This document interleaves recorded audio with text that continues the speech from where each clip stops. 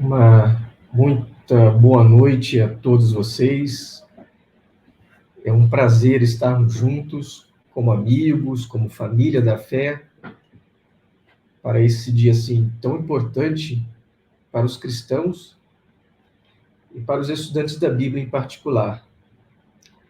O dia de hoje, 21 de abril de 2024, equivale ao dia 14 de Nisan no calendário judaico. E neste dia, que outrora se celebrava a Páscoa judaica, foi substituído pelo memorial ou lembrança da morte do Senhor Jesus. E nós estamos aqui justamente para falar desse memorial, para falar do Senhor Jesus, para falar das ordens que ele deu aos cristãos e, acima de tudo, para celebrar o símbolo por meio da participação no pão e no cálice contendo o fruto da videira. Eu quero agradecer a todos os que estão conosco aqui ao vivo e aos que posteriormente assistirão esta reunião tão importante. Mas, para começar, nós vamos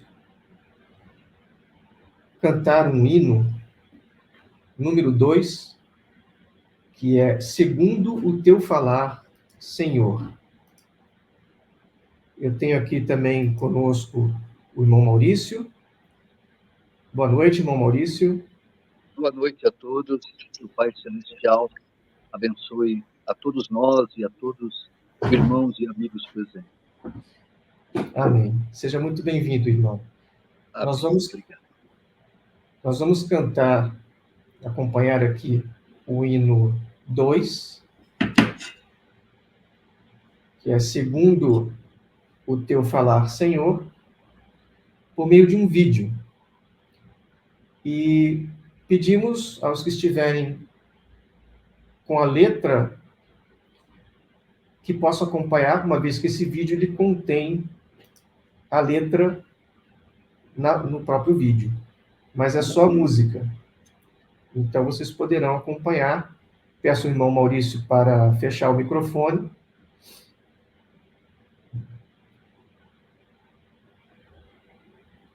Ok? Eu também vou fechar aqui.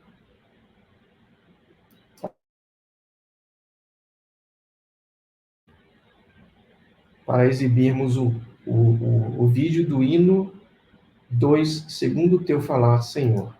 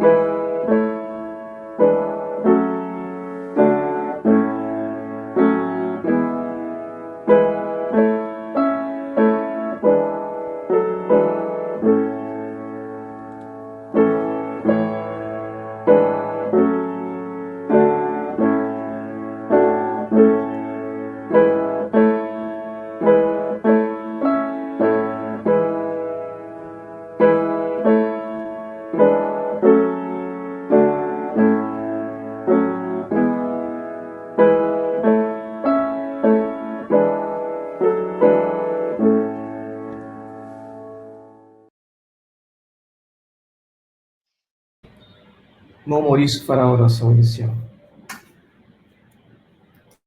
Nosso bom Pai Celestial, humildemente, Pai amado, chegamos a Ti em oração, nesta ocasião tão sublime para nós. E quais filhos Teus, reunidos por toda a terra, queremos Te dizer o quão gratos e sensibilizados nos sentimos neste momento, para celebrar este acontecimento, a Tua maior demonstração de amor pelos Teus filhos e por toda a humanidade, ao prover o resgate por todos. Somos muito gratos também ao Teu querido Filho Jesus, que voluntariamente se ofereceu como sacrifício. Pai querido, somos tão pequeninos e frágeis diante da Tua grandeza, e às vezes é difícil expressar nossa gratidão. Se fosse darmos um presente a Ti, ó Pai, por isso não haveria como. Foi muito alto o preço pago por meio do Teu Filho.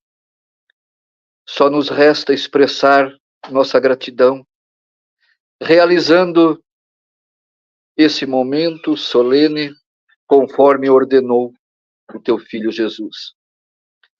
Pedimos, ó Pai, que com o Teu Espírito Santo nos dê plena disposição mental para focarmos neste momento sagrado. Nos abençoe, Pai. Pedimos perdão por nossas falhas que cometemos e aqui renovamos nossa consagração. E pedimos que o Senhor nos dê força para cumprir com nossa peregrinação neste caminho íngreme até a morte, para que então cada um de nós possamos trocar a nossa cruz por uma coroa.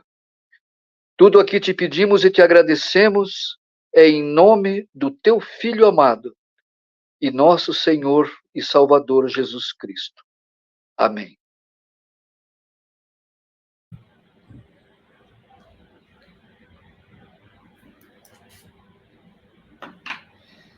O texto temático da nossa reunião de hoje é Lucas 22:15, onde diz: E Jesus disse-lhes: Desejei ansiosamente comer esta Páscoa com vocês antes de sofrer. No texto original em grego, Jesus usa a palavra desejo, que no dicionário Strong é a de número G1939. Ele usa essa palavra 2 vezes. Isso indica um desejo intenso de Jesus de estar com seus discípulos, aquele círculo íntimo dos seus seguidores, para esse evento tão importante que serviria de modelo para todos os cristãos verdadeiros durante toda a era evangélica. Mas notem que Jesus sabia que depois do memorial ele sofreria, como diz o final do versículo 15, antes de sofrer. Então ele queria celebrar antes de sofrer. Por que será que Jesus teria que sofrer? Hebreus, capítulo 2, versículo 9, explica: Vemos, todavia, aquele que, por um pouco, tendo sido feito menor que os anjos, Jesus, por causa do sofrimento da morte, foi coroado de glória e de honra, para que, pela graça de Deus, provasse a morte por todo homem. Então, notem que Jesus ele teve que provar a morte por todo homem. Mas por que ele precisou fazer isso? Bem, tudo começou lá no passado, no Éden, quando Adão, o homem perfeito, usou seu livre-arbítrio de modo mau para comer do fruto proibido. E Jeová tinha alertado as consequências de se fazer isso. Lá em Gênesis 2:17 diz assim: E Jeová Deus ordenou ao homem: coma livremente de qualquer árvore do jardim, mas não coma da árvore do conhecimento do bem e do mal, porque no dia em que dela comer, certamente você morrerá. Então, havia uma ordem explícita da parte de Jeová para que não se comesse da árvore do conhecimento do bem e do mal. Quem estava atento aos acontecimentos como sabemos, era um anjo que se tornou depois Satanás. Pode ser que Satanás tenha visto nisso uma oportunidade de usar a própria lei justa de Deus contra ele mesmo, contra Deus. Talvez, isso é apenas uma especulação, ele possa ter pensado assim: se o homem pecar contra Deus, não haverá mais solução. O homem imperfeito não poderá servir a Deus, nem continuar vivendo. Assim, Adão e a sua prole imperfeita terão de me servir. É possível que algum tipo de raciocínio nesse sentido. Porque se Satanás quisesse tomar o lugar de Deus, como sabemos que queria, é possível que ele soubesse que não tem como ele fazer isso e pessoas vivendo para sempre, porque haveria uma contradição, uma vez que Jeová claramente disse que se comesse da árvore morreria. Bem, isso é especulação, não sabemos se realmente esse raciocínio aconteceu. Mas, mesmo que não tenha sido esse o raciocínio, o fato é que Adão e Eva e a sua descendência caíram no pecado e na imperfeição. E nada, notem, nada que eles ou os seus descendentes pudessem fazer reverteria essa situação. Não teria como. Adão poderia pedir 1000 perdões, Adão poderia tentar viver uma vida de justiça, mas o dano estava feito. E nós, como filhos, descendentes de Adão, também herdamos o mesmo pecado. Então, aparentemente, era uma situação sem solução. Mas, como Jesus disse em Mateus 19, 26, para Deus, todas as coisas são o quê? Possíveis. E qual foi a solução de Deus? João capítulo 3, versículo 16, explica. Porque Deus amou tanto o mundo, que deu seu Filho unigênito, para que todo o que nele crer não pereça, mas tenha a vida eterna. Então você vê que Deus amou tanto o mundo, eu gosto muito dessa palavra tanto, né? A ponto de dar o seu próprio Filho. O único Filho diretamente criado por Jeová foi Jesus. Então olha o preço que Jeová pagou por amor à humanidade. E o versículo 17 diz: pois Deus enviou o seu Filho ao mundo não para condenar o mundo, mas para que este fosse salvo por meio dele. Então as pessoas que pensam que a função principal de Jesus ter vindo à Terra era alertar de uma condenação, de uma destruição, não podem refletir o verdadeiro cristianismo. Porque a Bíblia deixa claro que Jeová primeiro amou o mundo de tal maneira que enviou o seu Filho não para condenar, mas para salvar. Mas como que enviar Jesus fez com que nós fôssemos salvos? Bem, nós temos que entender que Adão, ele era um homem perfeito. Por ser perfeito, e antes de Jesus vir à Terra, ele foi o único homem perfeito, né? Era Adão e Eva nessa condição de perfeição. Essa condição de perfeição, ela foi perdida. Então, imagina uma balança. Você tinha Adão, de um lado, perfeito. Tá? Quando aquilo ali perdeu, houve um desequilíbrio. O único modo de colocar essa balança, essa dívida que a humanidade tinha, em equilíbrio, em pagamento, seria, conforme vocês podem ver aí, por se oferecer uma outra pessoa perfeita que tivesse morrido injustamente. E, portanto, você teria uma vida perfeita que foi perdida por merecimento e outra vida perfeita que foi perdida não porque merecia, mas injustamente, por ter sido assassinado. de modo que você tinha aí um crédito que poderia ser pago no lugar de Adão, que foi a vida original que se perdeu. Olha a sabedoria de nosso Pai Jeová. Então aí nós temos esse equilíbrio, esse pagamento que beneficiou, além de Adão e Eva. E se tiverem dúvidas sobre isso, entrem em contato conosco, teremos prazer de explicar. Beneficiou também, e obviamente, os descendentes de Adão e Eva. Cada um de nós. E a Bíblia diz isso, que o resgate é por todos. 1 Timóteo 2,6, olha o que diz. Ele, Jesus, se entregou em resgate por todos, para servir de testemunho ao seu próprio tempo. Quem primeiro se beneficia desse resgate é a igreja, ou seja, os cristãos verdadeiros, aqueles que foram aceitos no corpo de Cristo, gerados pelo Espírito, aqueles que foram santificados, justificados.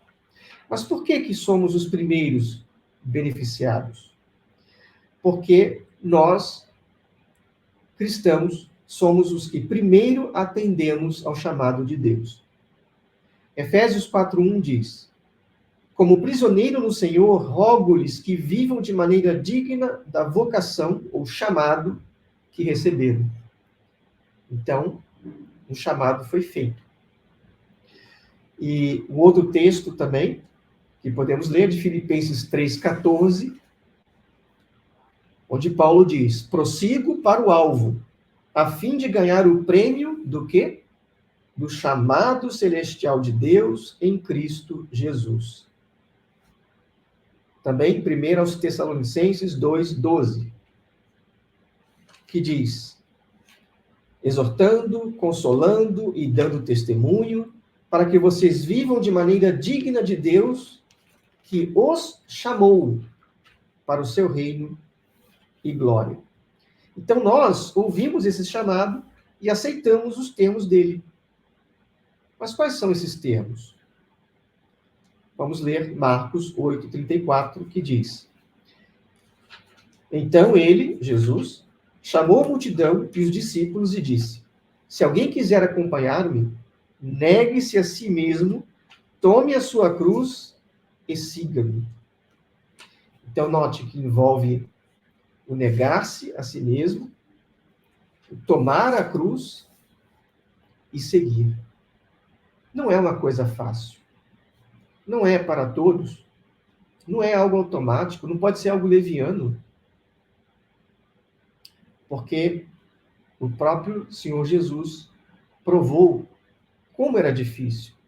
Como diz 1 de Pedro 2:24, ele mesmo levou em seu corpo os nossos pecados sobre o madeiro, a fim de que morrêssemos para os pecados e vivêssemos para a justiça. Por suas feridas, vocês foram curados. Jesus sofreu, e sofreu muito. Humilhação, escárnio, foi chicoteado.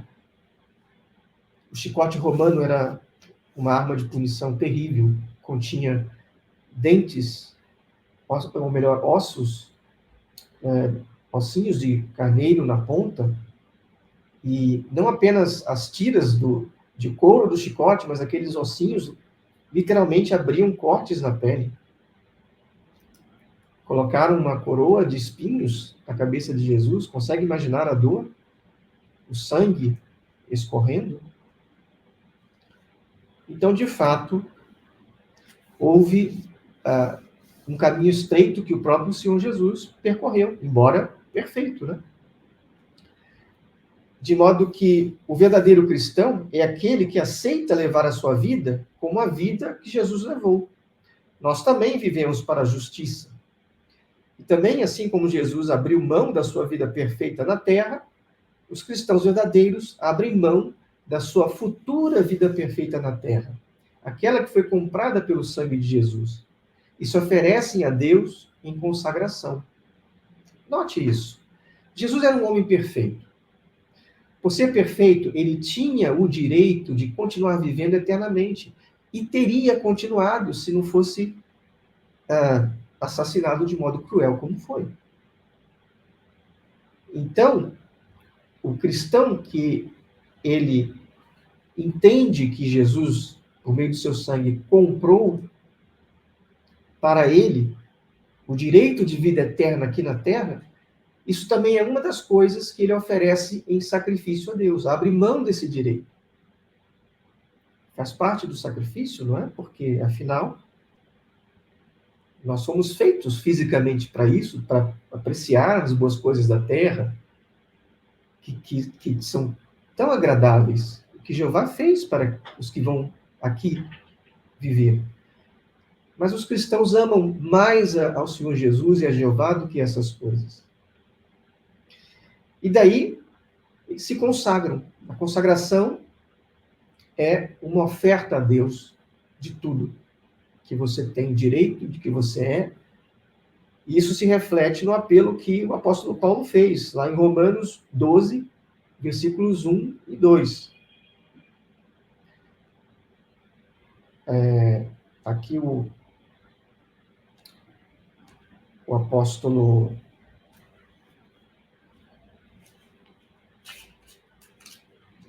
Pedro falou aos seus compatriotas o seguinte: portanto, irmãos, rogo-lhes pelas misericórdias de Deus que se ofereçam em sacrifício vivo, santo e agradável a Deus. Este é o culto racional de vocês.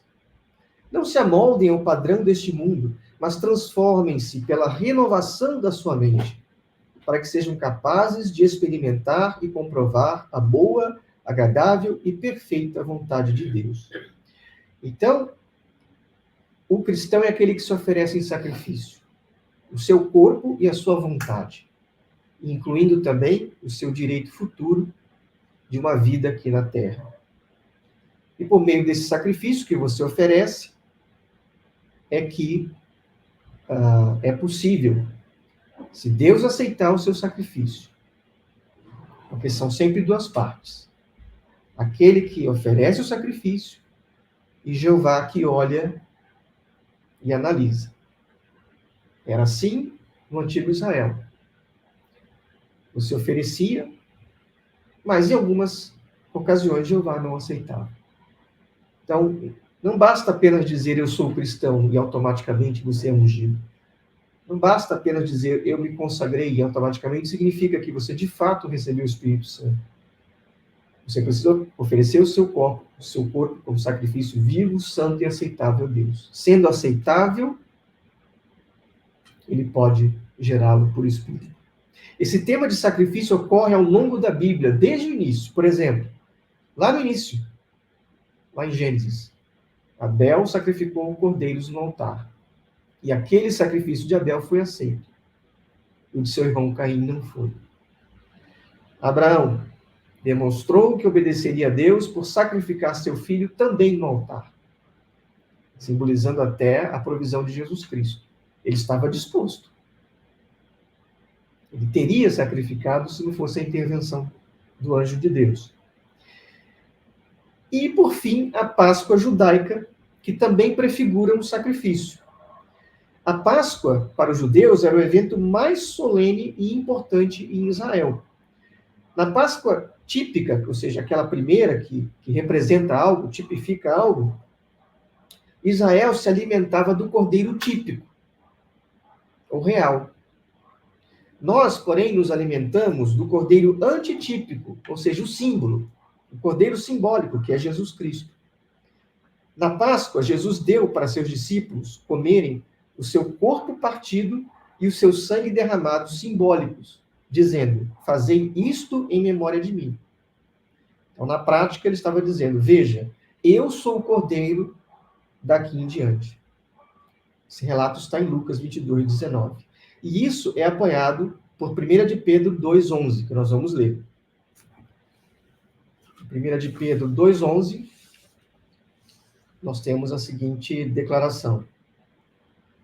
Amados, exorto-vos, como a peregrinos e forasteiros, que vos abstenhais das concupiscências da carne, as quais combatem contra a alma. Então nós também, assim como aqueles israelitas, tiveram que cumprir certos requisitos e tiveram que sair do Egito, que representa para nós o mundo, nós também queremos sair deste mundo pecaminoso e ser conduzidos pelo Senhor Jesus à liberdade do pecado e da corrupção, ou à liberdade gloriosa dos filhos de Deus. Esse é o nosso mais íntimo desejo. Mas como isso pode acontecer? Na Páscoa judaica, os judeus precisaram aspergir o sangue de um cordeiro sobre as ombreiras das portas. E isso aponta para o sangue de Jesus, que é o Cordeiro de Deus. Então é o resgate de Jesus que nos livra da morte. Romanos 5,9 diz que nós fomos justificados por seu sangue. E além de nos justificar, o sangue de Jesus também permite a nossa santificação, nos torna santos, purificados da má consciência, conforme diz Hebreus 10, 22.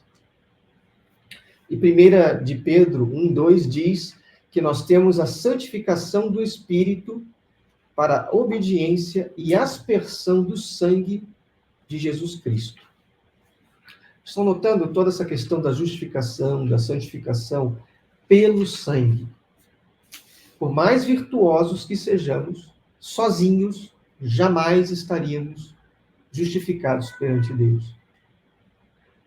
E mesmo um cristão justificado terá que lutar arduamente contra o pecado. E tropeçará algumas vezes. Lembram-se do que o apóstolo Paulo falou? Que aquilo que ele queria fazer, ele não fazia. O que ele não queria fazer, era o que ele praticava. E aí ele chegou a desabafar: homem miserável que eu sou. Mas na sequência ele já disse: graças ao Senhor, temos uma salvação. Então, é pelo Senhor Jesus, pelo sangue do Senhor Jesus, que nós podemos conseguir essa justificação.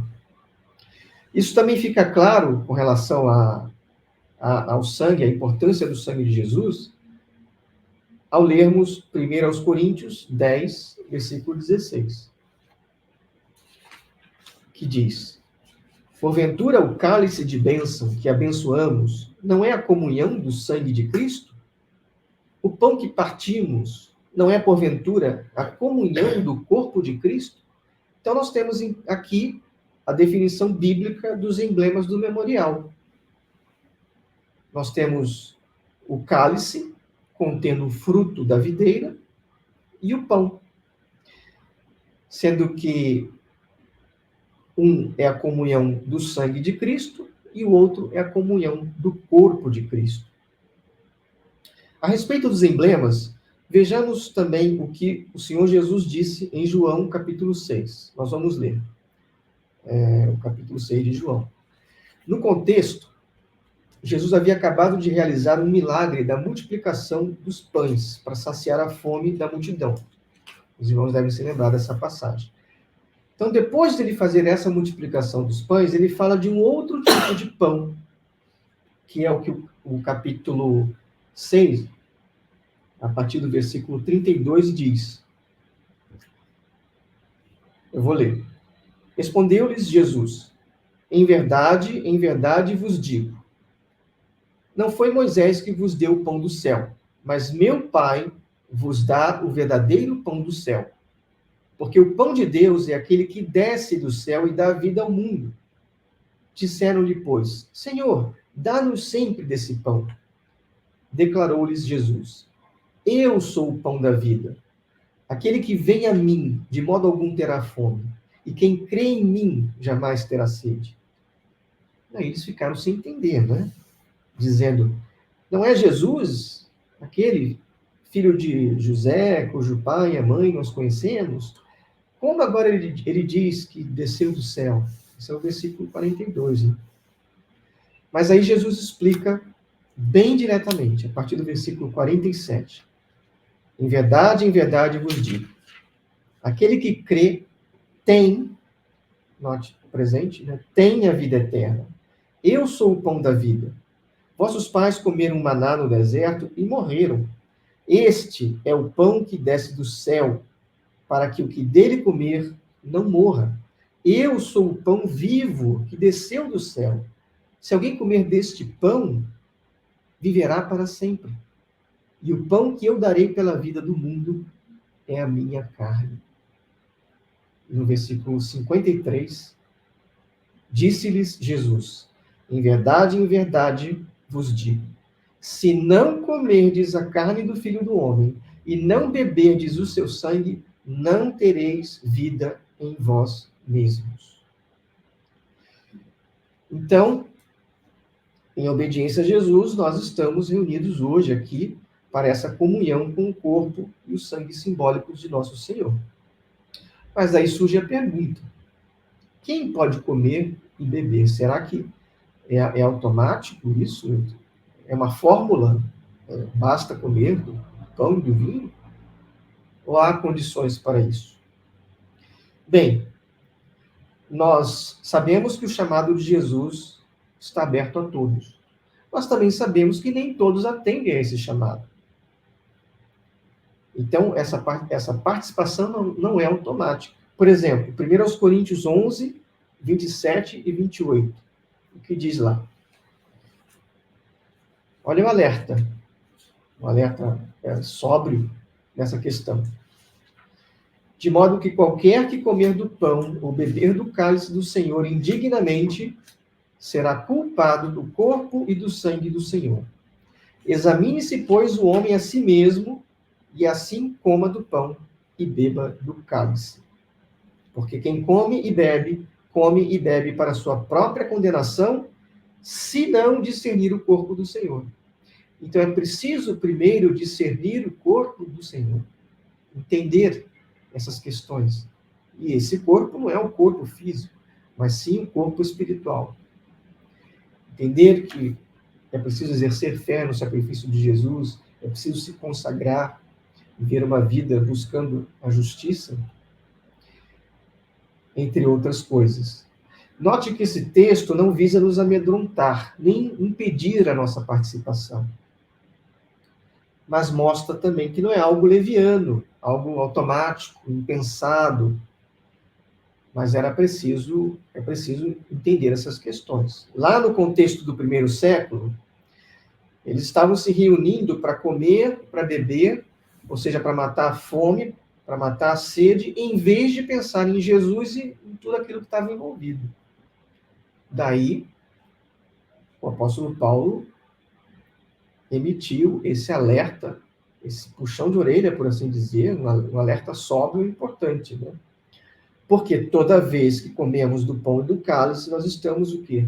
Anunciando a vida do Senhor. Então, é muito sério, nós precisamos estar em comunhão com o Senhor. De modo que nós entendemos que apenas os que se consagraram a Deus para fazer a vontade dele por meio de Jesus é que devem participar dos emblemas. De modo que, nesta noite, apenas os membros consagrados do corpo de Cristo devem tomar dos emblemas. Se você se consagrou, se você entende o que está envolvido, então você deveria participar. Não significa que nós somos perfeitos, porque tropeçamos muitas vezes, como eu já disse. E quando tropeçamos, ainda que o nosso coração nos condene, diz a Bíblia, Deus é maior do que os nossos corações, e temos o Senhor Jesus como nosso advogado. E certamente, irmãos consagrados que tropeçam, aproximam-se do trono de misericórdia e da graça de Deus, acreditando que por meio do sangue do Senhor Jesus é possível ser providenciado a limpeza, o perdão e a purificação. Então, se você ainda não se consagrou, nós convidamos que faça primeiro uma pesquisa com oração, esses assuntos. Temos o prazer de responder questões, oferecemos também estudos bíblicos, para que você possa entender melhor, e para que possa ter essa oportunidade maravilhosa como diz a Bíblia, de ter vida em si mesmo. O cristão, gerado pelo Espírito, ele terá vida em si mesmo. Mas, independentemente se você vai hoje participar ou não, todos estão convidados a observar, a meditar, a apreciar, bem como dar graças, junto com a família da fé, por esse presente tão inestimável, como na oração que foi feita, que nós jamais conseguiríamos pagar, que é a vida e o sangue do Senhor Jesus. Nós vimos lá em 1 Coríntios 11, 29, que devemos discernir o corpo. Vamos falar um pouquinho mais sobre isso. Entre outras coisas, envolve entender e apreciar o sacrifício de Jesus e o nosso papel no corpo espiritual ou simbólico dele. Nós precisamos olhar de perto para Jesus em nosso dia a dia, procurando desenvolver o nosso caráter cristão à semelhança do caráter de Jesus. É um processo. Temos que, idealmente, atingir a altura, a largura e a profundidade de Cristo. Se você olhar esse texto, é uma fórmula 3D. Um objeto no espaço em 3D, ele tem altura, largura e profundidade. Remete também ao símbolo de Jesus como a pedra fundamental, sobre a qual nós construímos. Uma pedra, ela tem largura, altura e profundidade. Então é muito profundo nós buscarmos copiar o caráter de Jesus. Não vamos nunca atingir a perfeição nesse sentido, mas deve ser o alvo de cada cristão fazer essas coisas. Também precisamos cultivar o fruto coletivo do Espírito de Deus, fazer mudanças e deixar que esse fruto governe nossas vidas. Porque a Bíblia diz em Romanos 8,14, todos os que são guiados pelo Espírito de Deus são filhos de Deus. Ainda, como eu já disse, que tropecemos muitas vezes, o justo tropeça, mas ele sempre se levanta. É o que diz a Bíblia. Então, depois que você fez essas coisas e se consagrou para fazer a vontade de Deus por meio de Jesus, aí sim estaremos prontos para tomar esse passo tão importante de sermos prospectivos membros do sacerdócio real da nação santa e participar dos emblemas. Sendo assim, nós agora consideraremos o relato bíblico de Mateus, capítulo 26, versículos 17 a 30. Mateus 26, 17 a 30, que descreve os eventos relacionados com o memorial ou a Santa Ceia. A partir do versículo 17, diz assim: E no primeiro dia da festa dos pães ázimos, chegaram os discípulos junto de Jesus, dizendo: Onde queres que façamos os preparativos para comeres a Páscoa? E ele disse: Ide à cidade, a um certo homem, e dizei-lhe: O mestre diz: O meu tempo está próximo. Em tua casa celebrarei a Páscoa com os meus discípulos. Os discípulos fizeram como Jesus lhes ordenara, e prepararam a Páscoa. E, chegada a tarde, assentou-se à mesa com os 12. E, comendo eles, disse: Em verdade vos digo que um de vós me há de trair. E eles, entristecendo-se muito, começaram cada um a dizer-lhe: Porventura sou eu, Senhor? E ele, respondendo, disse: O que põe comigo a mão no prato, esse me há de trair. Em verdade, o Filho do Homem vai, como acerca dele está escrito. Mas ai daquele homem por quem o Filho do Homem é traído. Bom seria para esse homem se não houvera nascido. E, respondendo Judas, o que o traía, disse: Porventura sou eu, Rabi?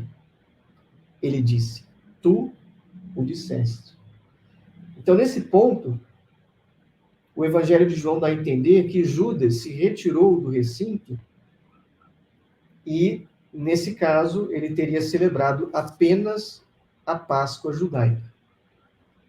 No versículo 27, né, João 13, 27, deixa claro que Judas não tomou do cálice. Vamos ler. Versículo 26. E, quando comiam, Jesus tomou o pão e, abençoando, partiu e deu aos discípulos e disse: Tomai, comei, isto é o meu corpo. Isso com relação ao pão.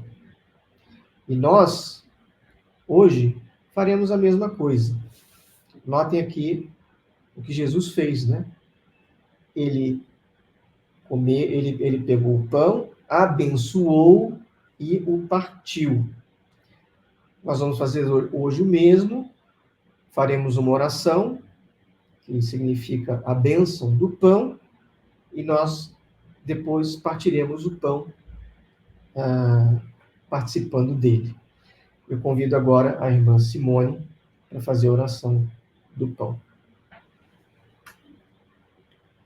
Santo e amado Pai Jeová, nosso querido Deus, nosso Criador, queremos agora humildemente chegar diante de Sua presença para agradecer por essa dádiva maravilhosa que foi ter seu filho, esse sacrifício que nenhum de nós poderia pensar em fazer em seu lugar, nenhum anjo, ninguém mais.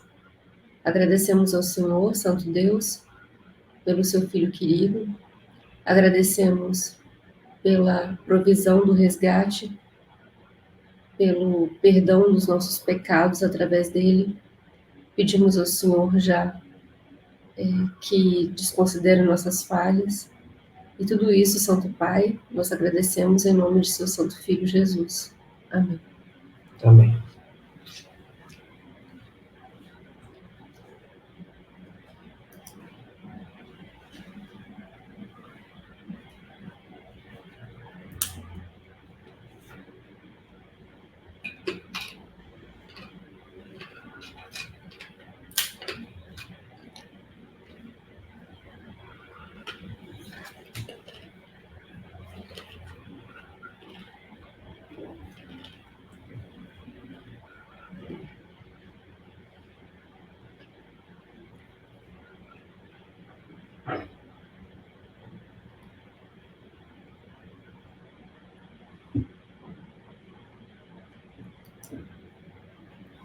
Continuando, versículo 27. E, tomando o cálice e dando graças, deu-lhe, dizendo: Bebei dele todos, porque isto é o meu sangue, o sangue do novo pacto, que é derramado por muitos para a remissão dos pecados. E digo-vos que desde agora não beberei deste fruto da videira, até que aquele dia em que o beba novo convosco no reino de meu Pai. Uma observação.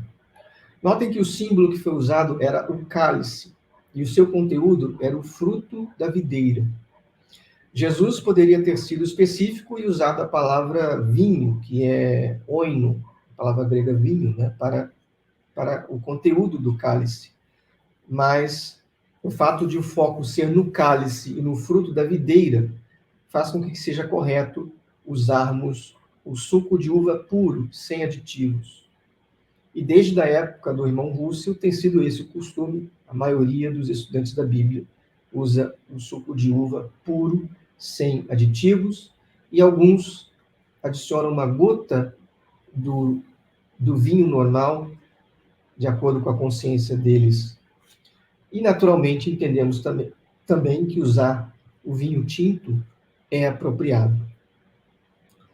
Então, com relação ao cálice, imitando a Jesus, nós também faremos uma oração pelo cálice, que representa seu sangue do novo pacto.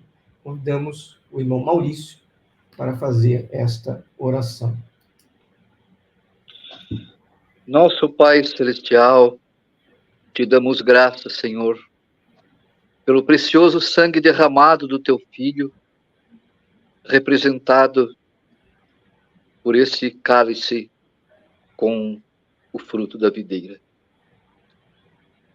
Grande foi o teu amor, Pai, por prover o sacrifício resgatador. Quão precioso foi e é o sangue do teu amado Filho, derramado em prol dos teus filhos nesta era e pela humanidade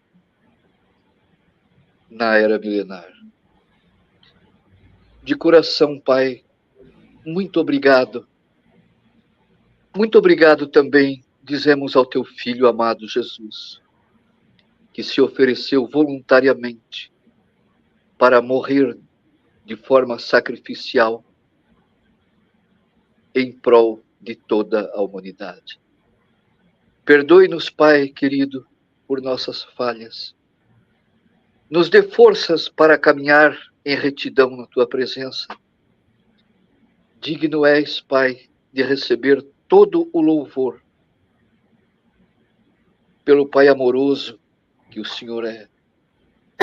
Pai, te damos graças mais uma vez pelo precioso sangue derramado do teu Filho, representado por este emblema. Tudo que rogamos, suplicamos e te agradecemos. Em nome do teu amado Filho e nosso amado Mestre, Senhor e Salvador Jesus Cristo. Amém. Amém.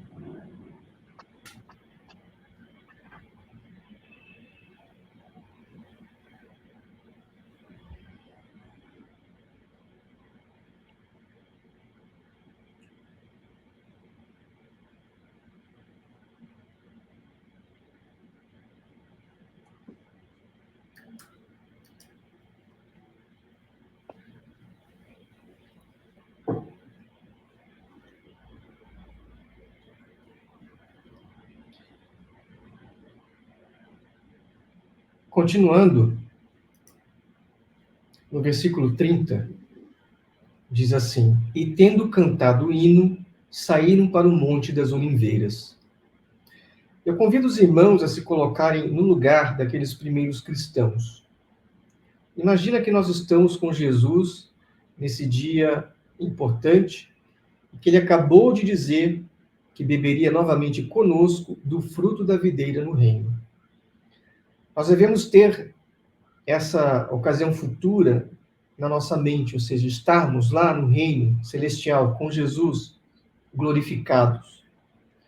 Essa será uma oportunidade única, algo sem igualdade na história. E é algo também que não se repetirá. Esse é um prêmio elevado demais. É por isso que é uma alegria que Jesus, ele disse que gostaria de beber novo no reino. Ou seja, quando nós formos glorificados e estivermos juntos. E aí, nessa posição glorificada, com as reis e sacerdotes, podermos ajudar, junto a Cristo, a humanidade a ser restaurada. Imagine isso, né? O privilégio que nos é dado de usarmos a nossa experiência para ajudar outras pessoas também, para sermos compassivos, para podermos dizer: eu entendo a sua dor, eu entendo a sua luta, porque eu já passei por isso também. Jeová é muito sábio e amoroso em prover isso, e nós somos muito gratos a Ele por essa inestimável oportunidade. De modo que fazemos nossas as palavras de Hebreus, capítulo 13, versículos 20 a 21, que diz: Ora, o Deus da paz, que mediante o sangue da aliança eterna trouxe de volta dentre os mortos o nosso Senhor Jesus, o grande pastor das ovelhas, ele mesmo vos aperfeiçoe em todo o bem, a fim de que possais realizar a vontade dele, e opere em vós tudo quanto lhe é agradável, por intermédio de Jesus Cristo, a quem seja a glória para todo o sempre. Amém. Concluímos aqui o nosso memorial da morte de Cristo e vamos primeiro entoar o hino concludente, que é o hino 9, após o que eu farei a oração final. Gostaria de agradecer mais uma vez a todos os que estiveram conosco, acompanhando esta celebração, que todos recebam uma bênção e que continuem buscando ao Senhor de todo o coração. Eu me lembro daquele texto que diz: persistir em bater e será aberto. Persistir em buscar e você encontrará. Obrigado mais uma vez a todos. Deixa eu só colocar aqui o hino concludente e faremos a oração.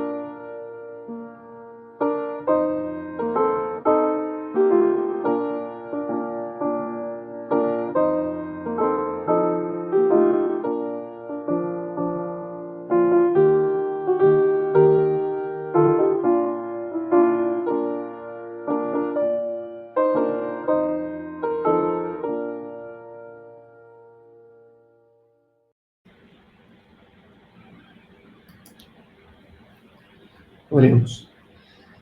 Amado Pai Celestial, Jeová, muito obrigado por esta ocasião tão importante, onde nós pudemos anunciar a vinda de seu Filho e também celebrar esta morte sacrificial, o corpo de Jesus que foi quebrantado por nós, um corpo perfeito,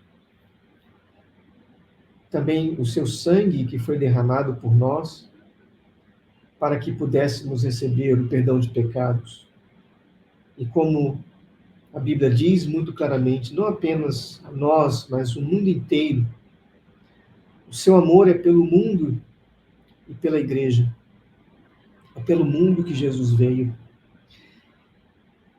E a igreja tem sido selecionada para que o resto do mundo tenha as melhores oportunidades de salvação.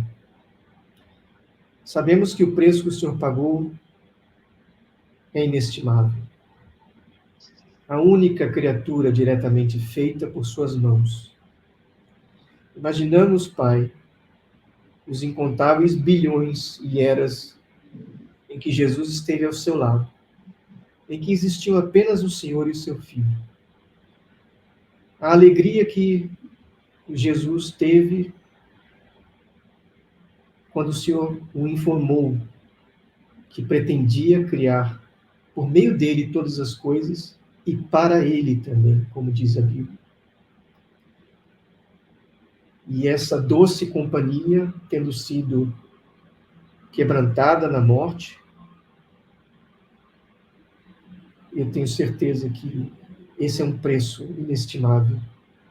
Por isso somos muito gratos, Pai. Não estamos à altura, jamais estaremos.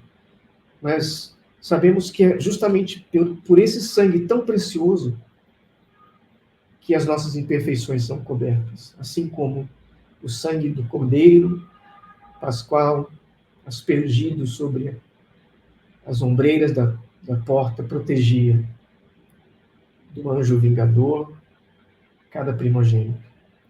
Então, Pai, pedimos que o Senhor nos ajude na nossa caminhada, que possamos continuar lutando contra o mundo, a carne, o diabo, e nos aproximando do seu trono de misericórdia e de graça para receber ajuda também no tempo certo.